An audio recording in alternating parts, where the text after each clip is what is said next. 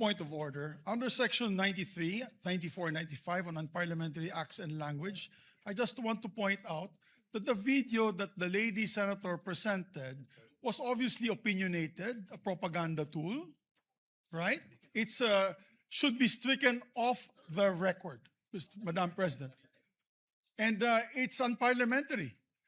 We've seen videos presenting evidence on issues that are taken up on the floor. Senator Tulfo always comes out with videos showing people being mauled, people being abused for the information of this body to act on that particular issue. But to come up with an opinionated piece like that, ganong klaseng video na propaganda, na sowing intrigue. Kasi ako, Madam President, hindi naman ako sang-ayon sa people's charter change. I was the first one in this institution who fought that kind of move with the PI, and all of us together, kaming lahat, for the first time in the history of the Senate, 24 senators tumayo dyan at pinasapu natin yung Contra People's Initiative, na fake People's Initiative, na talagang kinall out natin yung lahat ng grupo ng tumutulak nun, from the Speaker and even Malacanang, kinalaban natin. Kaya wala kaming kinalaman dyan. Bakit sinama kami dyan sa propaganda na yan? Na dahil kami, Duwag 11? Ano ba yan? Bulaga 11? At grade 13? That should not be shown here. Because what will stop us now, Madam President, for that lady senator, that we come up also with a propaganda video here, papalabas din namin, yung mga sala nila. Oo, kung ano-ano, hindi naman kami ganyan. No? To gain traction, to gain views and publicity, will destroy our fellow colleagues here. Walang ganyanan. Ako, hindi ako nagagalit. Kilala niyo ako. Ako pinaka-amiable dito. Mahal ko kayong lahat. Pero hindi tama yung pangyayaring iyon. Hindi ba? Kung galit po kayo, magsalita po siya dyan, magalit siya sa gobyerno niya. Magalit siya sa kapatid niya. Burahin niya kapatid niya. Pero wag naman niya idamay yung mga tao na walang kinalaman dyan. Katulad niya, never ako kinausap ni Senate President Soto. Never ako kinausap ng mga kasamahan ko dito about charter change. Kasi alam din nila, tutol ako. Tinanong ko din sila, wala silang kausap, wala silang kinalaman, wala silang alam sa charter change. This whole group is just nodding, shaking their heads. There is no such thing. Inday-badiday na ba tayo dito sa Senado? Kaya nga sinasabi, we're a circus. I apologize to those who are watching. They think we're a circus. We are a circus because this type of language that we are pushing in this August chamber, it's unparliamentary, Madam President. It is unparliamentary. And I'll tell you now, these people here, ladies and gentlemen, in this body, are not in favor of any amendments to the Constitution. We just want to bring back the integrity of this same chamber. Cannot we discuss that as a group, as a body, that we fight for our integrity, for the good name to be brought back, for people like Jokno, people like Tanyada, people like Aquino, people like Salonga, even Frank Drilon, people like Miriam Defensor Santiago, Joker Arroyo, who stood here for what was the best times of our institution. Have we forgotten that and we've made it already like a circus? Madam Chair, I do not agree. Because I'm not Macamarcos. I'm not, so when you come up with a propaganda tool like that, hitting all of us, it makes us look that we are, nasa panig po kami ng mali at nasa panig po kami ng mga demonyo. Diba? May panindigan po kami lahat dito, Madam President. So therefore, you can see my passion on this. I move to strike the horrible propaganda video off the records of this great institution, Madam President.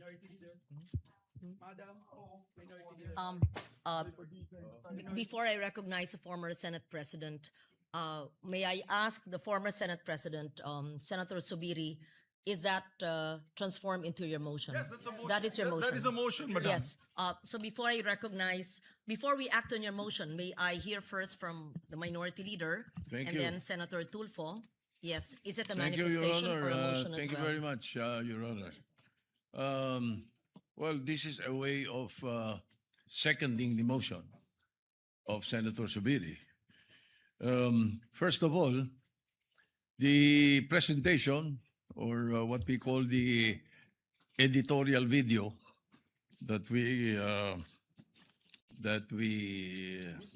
witnessed, yes. I would like to take exception of my being mentioned there. Parang lumalabas na parang lahat ng narinig nila or nakipag-meeting sa akin ang speaker o kung sino pa, parang pumayag ako. Sana tinanong nila yung source nila, pumayag ba ako? Yung mga binabanggit na idea, I did not even mention it to any member of the Senate. Tungkol doon sa mga ideas of, let's say, a regional Senate and all that. Ito mga idea ng mga tao to eh. Di ba? Kung nakikinig ka, narinig mo yung idea, ikaw ba'y sumang-ayon na? Dahil narinig mo? For example, in my case, I have never been in favor of Chacha. Charter change? Never. From the day I became a senator up to the present, ang dami namin pinagdaanan dyan. Ang mas gusto ko, Chacha. C-H-A, not charter change. Ang kailangan natin, Chacha, character change. That is what we need. Kaya kung merong, let's say, may idea ang Speaker of the House, gustong kausapin ng Senate President at sinasabi nila, meron silang mga membro, ganito, idea ganito, nag-idea ganito, ay ibig sabihin ba nun, mali na kagad ako dahil narinig ko? Ano? Did I agree? Ang sabi ko pa nga, if we're going to change or amend, not change, amend, ang nabanggit ko. If you're going to amend the Constitution, baka ako pumayag sa isang bagay lang, sabi ko. At yun in jest ko pa sinabi. Sabi ko, ibaba natin ang edad. Bakit sa Amerika, 35 years old ng presidente? Ang senator, 30. Bakit sa atin 40 and 35? Kaya mali pa rin yung sinasabi doon sa isa sa comment sa the distinguished lady na sinasabi, gusto ko raw iakyat into 50 para ma-disqualify doon sa Duterte. That's not true, Mr. President, Madam President. That's impossible. I never said that. Di ba? I have nothing to do with the proposal for any elections of Sara Duterte in 2028. For all you know, I might vote for her. Di ba? Ano pa yan eh? Hindi pa pwedeng porque pinag-uusapan, narinig mo, yun na kagad. At saka lalabas dito na para bang ako'y nakikiisa. I have nothing to do with the allegations of Chacha. I heard the proposals. I never brought it up to my colleagues, any one of them. Hindi ko binanggit eh. As a matter of fact, there was one time na sinasabi yung meeting daw namin, Senator Lacson was there. He dropped by because he had the board meeting. Tapos sabi ko, tama-tama, nagkamali siya ng pasok. Andun lang kami. Well, it's not a room. It's just the VIP area that's open, very open. Sabi ni Senator Lacson, anong ginagawa nyo rito? Nagkamali ako ng pasok. Hindi, sabi ko, nagkwentuhan lang kami.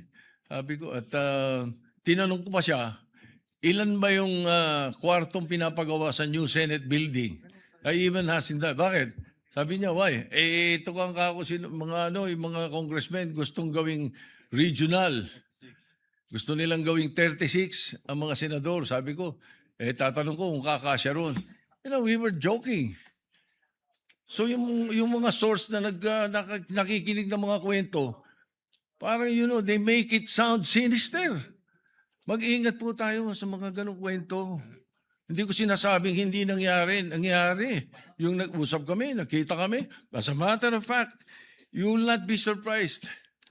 You should not be surprised if I often see Bo-GD. Because Bo-GD is my golf mate. Ang mga golfing friends namin, every now and then, nagkaka-dinner kami.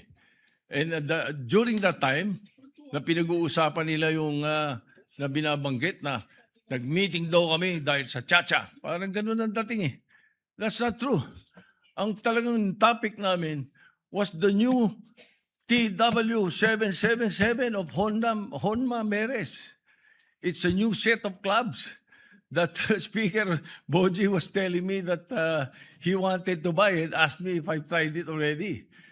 Eh kami mga golfing buddies na grupo eh. Even Dom Mendoza was there because Dom Mendoza is NPC also. He's the Secretary General of NPC. So pagka nakikita-kita kami almost every 2 weeks, every month we have an NPC meeting. We always miss you, Madam President, because you seldom attend. You know?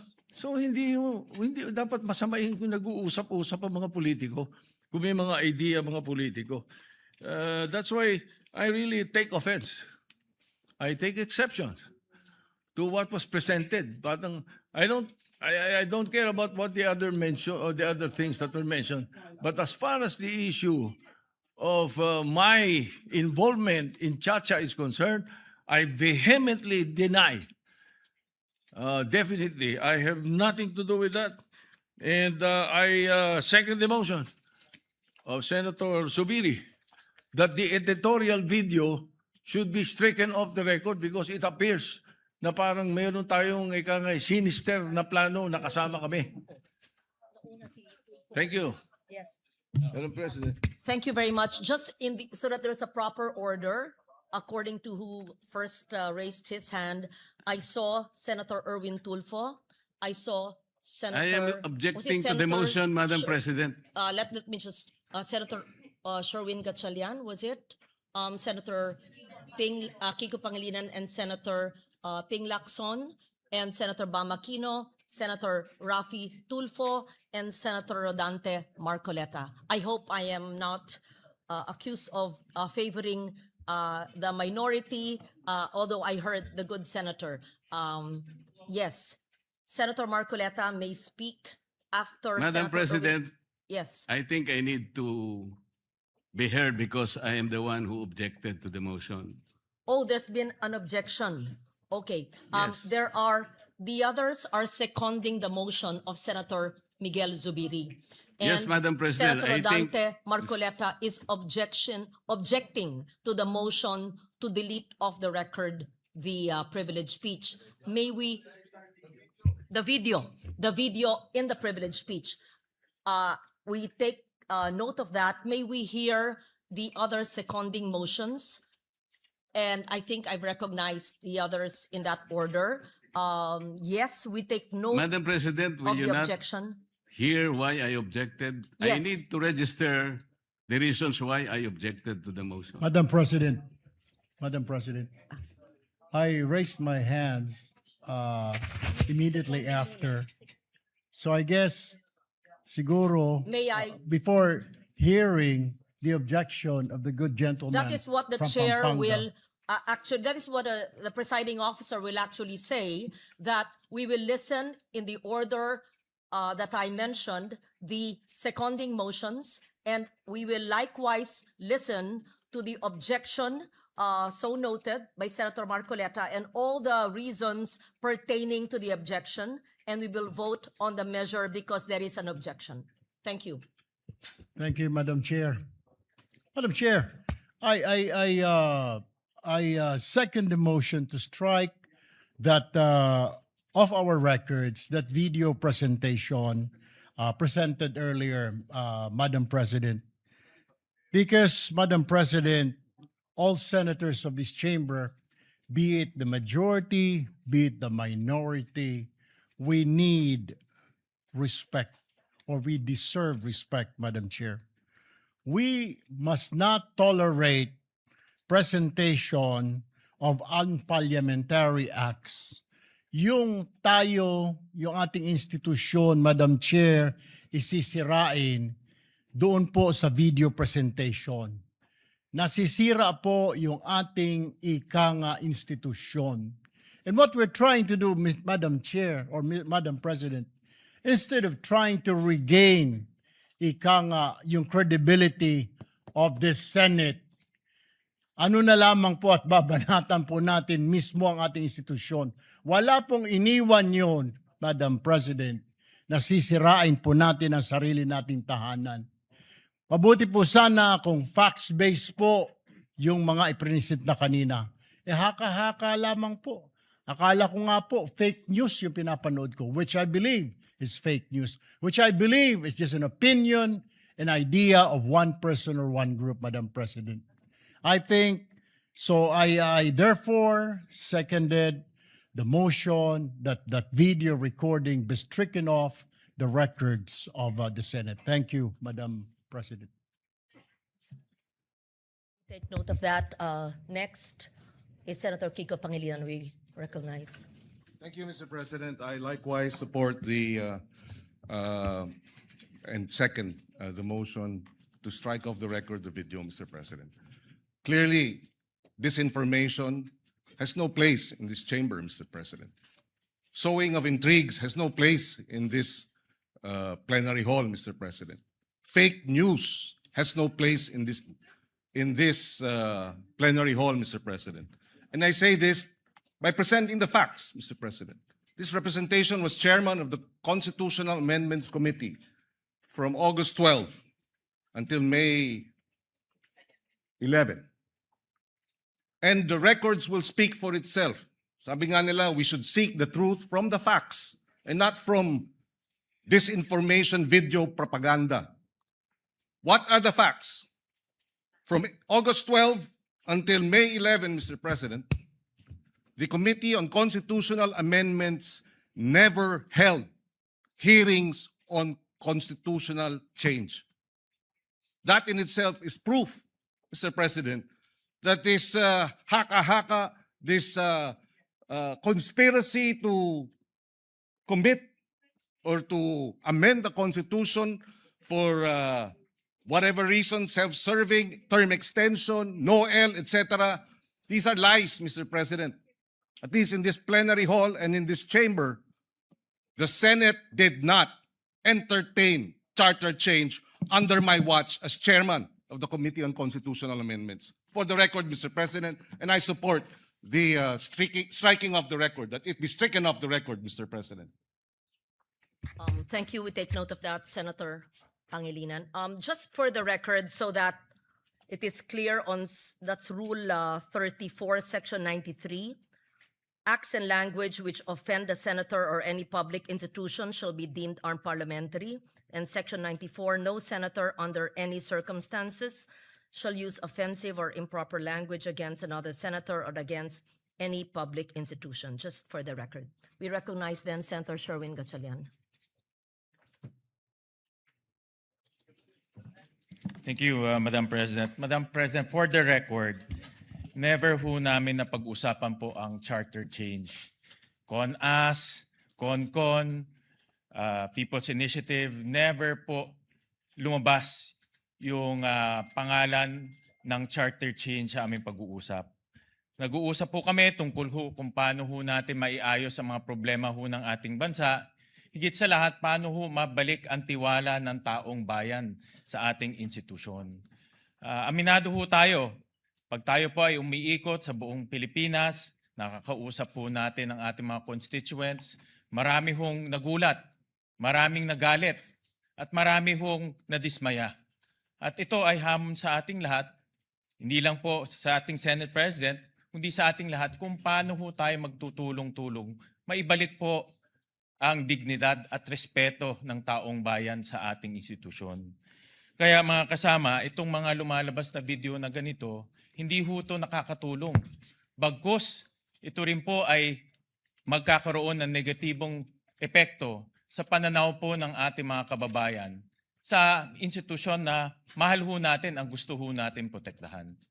So with that, Madam President, let me second the motion of Senator Miguel Zubiri, invoking Section 93 of our rules, acts, and language which offend a senator or any public institution shall be deemed unparliamentary.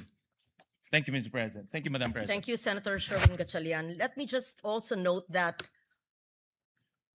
maintaining and restoring the dignity of the institution, the Senate as an institution, is not a monopoly of a few in this institution. I believe that each and every one of us in this institution wishes to maintain the dignity, and all of us, to the best of our ability, whenever we are in plenary or in hearings or even outside our premises, are bound to that.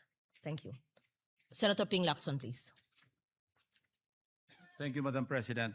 My name was mentioned by the distinguished minority leader, and I confirm that I witnessed a portion of their conversation. I think present during that discussion, of course, the minority leader, Speaker Boji D, the Deputy Speaker, I think Hernandez, and the former Secretary of the Senate, Dong Mendoza. Nagkamali po ako ng paso kasi I was about to attend a board meeting in the same area, and nakita ako nung tao ni Senator Soto. So napasok ako, sabi ko, "Ops, mali pala. Ano bang ginagawa niyo rito?" So, ang unang tanong sa akin, tama-tama kasi pag-uusapan namin na kung sakali magkaroon ng charter change, baka pwedeng request ng Speaker of the House kung pwedeng increase yung number of senators to 36 from 24. Ang naging role ko naman doon, kasi tama-tama, ilan ba yung kwarto doon sa Senate building? Sabi ko, 65, kasi yun ang request ni Senator Pimentel at that time. He was also thinking of increasing the number of senators. So, 36 lang kailangan.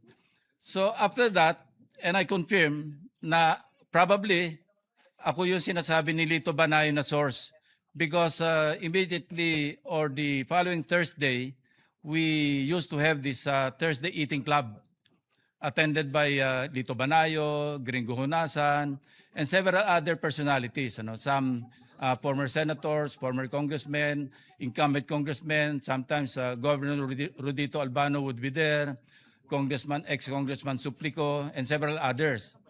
So ako naman, walang wala naman seryoso sa pag-usapan. So I shared, sabi ko, kanina nga pala nung Monday or Tuesday, sabi ko na napapag-usapan na i-increase yung number of senators. So parang kwentuhan lang yon. Kung seryoso yon, hindi ko ikukwento kasi sensitive kung seryoso. And I also confirm the manifestations of several of my colleagues in the minority na never naming napag-usapan yan in as many caucuses that we held or we had in different places. Ang pinag-uusapan po lang namin, Madam President, kung paano natin isasalba yung integridad, yung dignidad, yung reputasyon ng Senado. Wala po kami ibang pag-uusapan na kaya kami magpaplano na mag-take over sa Senate leadership, para sa CONAS. Never. I confirm their earlier statements, Madam President. So, kanina nabanggit ni Minority Leader Tito Soto na ang unang press statement ng ating distinguished Senator from Ilocos Norte, kaya raw babaguhin yung age of qualification. Itataas daw from 40 to 50 para ma-disqualify si VP Sara kasi hindi pa siya mag-50 in 2028. Baligtad po ngayon ang sinasabi. At baligtad doon sa katotohanan, dalang narinig ko usapan nila, ibababa yung age ng mga senador, hindi po si Presidente. Mga senatorial candidates, ibababa from 40 to 35. Nagbiro pa nga ako, ng Presidente, I mean, nagbiro pa nga ako, sabi ko, partner, para ba kay Vico Soto yan? Nagbiro pa, in jest, of course, Mr. President. O, Madam President. Yun po yung takbo ng usapan. So, paano nabuo yung istorya? Nakatakot-takot pa yung mga video. Wala pong katotohanan. Kaya nung na-interview po ako ng media, sabi ko, outright lies, flat lies. Kasi hindi po totoo na napag-usapan doon na itaas yung edad, yung qualifying age, pagtapo ng Presidente sa Vice Presidente from 40 to 50 para ma-disqualify. Nothing could be farther from the truth, Madam President. So with that, support the motion of the former Senate President, former Majority Leader Mig Zubiri, na to strike off the record yung mga portions na offensive sa mga kapwa natin senador, Mr. Yeah, minus the whole video. I support that motion, Madam President.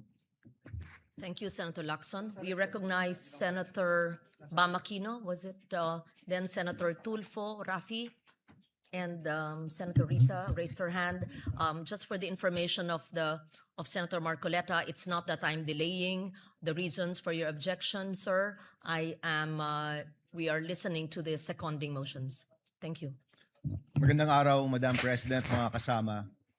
I rise to second the motion of Senator Zubiri. Dahil yung video po na nakita ho natin, marami hong pagsisinungaling. Unang-una po, klaklaruhin ko po, we have been meeting as a minority maybe 2 times a week. No? Baka naging 3 times pa yan. At ni isang beses po na pag-usapan ang constitutional change. Hindi ho yan binanggit ni former Senate President Soto, ni Senator Lacson. Hindi ho yan nabanggit ni isang beses. Wala hong pag-push, wala pong nagsabi, mag-meeting tayo para mag-chacha, para mag-conas, wala pong nangyaring ganyan. Unang-una pong fake news. Pero nais ko pong balikan yung video. Ano po ba yung sinasabi ng video? Sinasabi po ng video, nagkaroon ng leadership change dito sa Senado dahil pinipigilan ang charter change o CONAS. Hindi ho ba? Yan po yung ibig sabihin ng video, na yung bagong mayorya nagsama-sama para pigilan ang isang charter change. Tama ba ako, mga kasama? Yun yung ibig sabihin ng video eh. Kung yun po yung ibig sabihin ng video, at dahil nagkaroon ng leadership change para pigilan ang CONAS, marami pong naniwala sa fake news. Dahil wala po yan sa kahit anumang plano ng mayorya. When we were in the majority, there were 15 members of the majority. 4 po dyan, kasama na po ngayon ng bagong mayorya. Ni isang beses po, hindi na pag-usapan ang charter change sa anumang meeting po namin. Ni isang beses, hindi po na pag-usapan ang CONCON o CONAS. Pagdating ko po dito sa Senado, ngayong 20th Congress, ni isang beses, hindi ho yan nabanggit. In fact, Mr. President, I don't even know kung merong naka-file. Meron bang naka-file na chacha o CONAS o CONCON ngayon in the 20th Congress? Palagi ko wala. Sabi po ni Senator Pangilinan, wala man silang napakinggan. Any motion, any bill on charter change, wala po. So kung sasabihin niyo po sa amin, ang rason kung bakit nagkaroon ng leadership change ay para pigilan ang isang CONAS o CONCON, ibig po sabihin yan, maraming naniwala sa fake news. Dahil hindi po totoo yan. Unang-una. Pangalawa, sa totoo lang po, marami ho dito ipaglalaban ang 1987 Constitution. Marami po dito hindi papayag na baguhin yan sa terminong ito. Marami po dito, hindi lang sa mayorya, pati rin po sa minority, ang magsasama-sama para hindi mabago ang 1987 Constitution. At higit pa po dito, ito pong sasabihin ko, marami rin po dito hindi papayag sa isang no election scenario. Siguro po, kung tinanong kami, kayo ba dito ay para sa charter change? Baka po makita po ng ating distinguished lady na marami po ditong sasang-ayon na ayaw natin ng charter change. Kung nagtanong lang po, ilan ba dito talaga yung ayaw ng eleksyon? Baka malaman po lahat tayo dito. Talagang 2028 election, paninindigan po natin na matutuloy. Kung tinanong lang po kami, siguro po, masasabi ho natin ngayon pa lang, kung nagbilangan tayo ngayon, baka 24 po ang makuha natin na hindi papayag sa charter change. Baka 24 po ang makita ho natin na hindi papayag na walang eleksyon. So para sabihin po na yung minority, yan ang pinakapaka, yun po'y mali, yun po'y fake news, yun po'y misinformation, and I second the motion of Senator Zubiri to strike this video off the record. Maraming salamat, Mr. Chairman, Madam President. Thank you, Senator Bamakino. We recognize Senator Rafi Tulfo.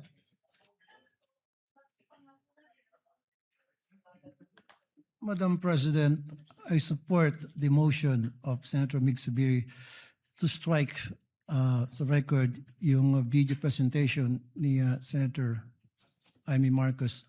I've been in public service broadcasting sa media for almost 30 years now.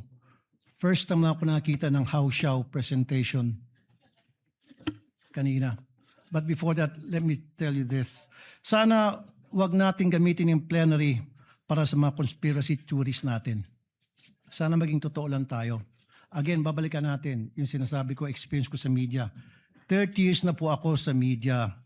Kapag ako po or anybody from the media, professional, legit, hindi yung house show, pag nag-expose, gumawa ng expose, binabakapan yan ng video related doon sa expose, hindi yung gawa-gawa, hindi yung katang-isip, hindi yung opinion.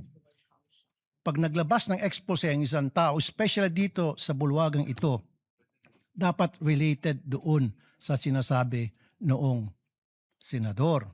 Just like what Senator Zubiri said, nakita niyo naman po, Madam President, every time na ako'y gagawa ng expose, every time na ako'y gagawa dito ng privilege speech, at yung privilege speech ko, binabakapan ko po ng mga sumbong, actual na mga sumbong na mga taong lumalapit sa aking programa at dinadala ko rito para mabigyan ng solusyon ang problemang inilalapit sa akin. At hindi po yung opinion lamang. Ganun po dapat tayo rito. Now, ilang beses na po tayo nagpalit ng liderato dito sa Senado. Every time nagkaroon ng palitan, ngayon lang po ako nakita na nagkakaroon ng kaguluhan. Why? What's wrong? Dapat hindi na po. Let's move on. Kasi nasasayang po yung oras natin dito, puro na lang bangayan. The people have spoken. Sinasabi nila, enough is enough. We've been like a circus for the past few days. Pinagtatawanan po tayo. I was out there last night. Pag naglalakad ako, kinakausap ko ng mga tao, ano nangyari sa Senado? Ano bang nangyari sa inyo? What's going on? Nakakaya na po. Ang panawagan ko, magtrabaho na lang po tayo. Itigil na po natin to mga kung ano ng mga nasa katang-isip natin. Let's move on because we were voted, elected by the people para magtrabaho, hindi para magbangayan. Maraming salamat, Madam President. Maraming salamat po. Tayo po ay nakikiisa rin sa sinabi nyo. May katanungan lang po ang presiding officer because we are using either the Filipino language or English. I would like to request the good gentleman from Isabela to use a alternative word to how shall because it may be difficult to translate it. Is that Filipino? I just want to be enlightened. How shall Yes. street lingo meaning fake? I'm sorry. Ibig sabihin fake, Okay. ibig sabihin peke. Yes. So that it's clear because I Pirated. was also asked. So are Pero you Tagalog na yun. are you there editing or amending the statement? Sige, from Because how even shall, the, let's the edit it to spelling was not clear fake. also to the stenographers. Hindi legit. Okay, yun lang Opo. po. Thank you. Thank you very Thank much. you, Madam President. Since we're talking about parliamentary language, may we also cite that everyone uses either English in its traditional form and Filipino and or other languages of the 120 languages of the Philippines. Thank you. Senator Risa Ontiveros. Thank you. Salamat po, Madam President. Madam President, sinusugundahan ko rin po ang motion ni Senador Mig Zubiri na strike ang video po na iyan sa record nitong sesyon. Ulitin ko lang po ang sinabi ko last week sa sarili ko namang privilege speech. Ganito na ba kababa ang inaabot ng politika sa Pilipinas?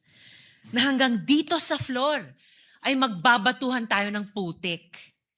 Sanay naman tayo sa pakikipagdebate, pagtanggap ng batikos at pagsagot sa mahihirap na tanong. So, hindi ako sensitibo sa puna. Sanay ako dyan. Pero, Madam President, ang pinakita po na video ay fake news. Hindi ko yan pwedeng hayaan kasama ng ating mga kasama na andyan na lang unchallenged. Delivering a privileged speech is not the same as having the privilege to have fake news entered into the official record as if it were evidence. The materials presented made serious claims about the intentions of fellow senators, including allegations about pursuing charter change without presenting proof sufficient to support those conclusions. Kung may alegasyon tungkol sa charter change, ipakita ang boto, panukala, o aksyon. Huwag naman hahantong pa, gaya ni sinabi ng kasama natin, sa conspiracy theories. Dear colleagues, we can argue hard without lowering the dignity of this chamber. Last week, nag-privilege speech po ako tungkol sa barilan dito sa Senado. Napakarami pong nagsabing magtatanong sa akin pero wala naman ngayon. At ngayon, may bago na naman pong kwento. Ibang storya na naman po ang gusto ngayong linggo. Nakakahiya na, please. Araw-araw na lang bang ganito? Huwag naman sanang dumating ang araw na wala na tayong mukhang maiharap sa mga Pilipino. At for the record, gaya din ng sinabi ng maraming kasama, malinaw naman ang track record ko na mariin na pagtuto sa charter change at gaya ng sinabi ng mga kasama, wala pong pinag-usapang charter change. Muli, Madam President, for the record, sinusugundahan ko po ang motion. Salamat po, Madam President.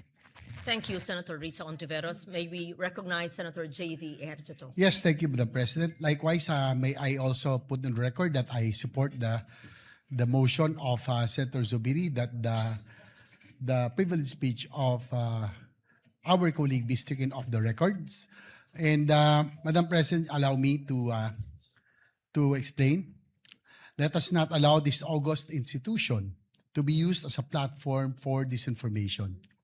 Fake news is already a serious problem in our country, one that continues to mislead the public, distort important issues, and erode trust in our institutions. Sinisigundahan ko rin ang mga pahayag ng aking pong kasamahan kanina, yung pong Constitutional Assembly, Charter Change or People's Initiative, kailanman hindi namin napag-usapan o kailanman hindi napag-usapan ng lahat dito sa Senado. At siguro kung magbabalik na ho tayo, Madam President, naalala ko po, siguro first time in history that 24 senators came up that rostrum declaring that we are all in unison against People's Initiative, against Charter Change, and against any Constitutional Assembly. So hindi pa ho natin kailanman pinag-uusapan yan kailanman. Precisely, Madam President, we are policymakers. We carry a greater responsibility to uphold the truth and set a higher standard in our public discourse. Madam President, sa akin po, sa akin na lang po, personally, I feel sad about what is happening to our institution lately. And I guess all of us has that duty on what we have to do to bring back that trust, that dignity this institution has always been remembered. Ibalik natin dapat ang tiwala ng taong bayan sa Senado, hindi dapat dagdagan na ito po ay malugmok pa. Ibalik ang tiwala sa Senado. Maraming salamat po, Madam President. Thank you. I believe that all the members of the minority have signified their feelings about and thoughts about the privileged speech of Senator Marcos.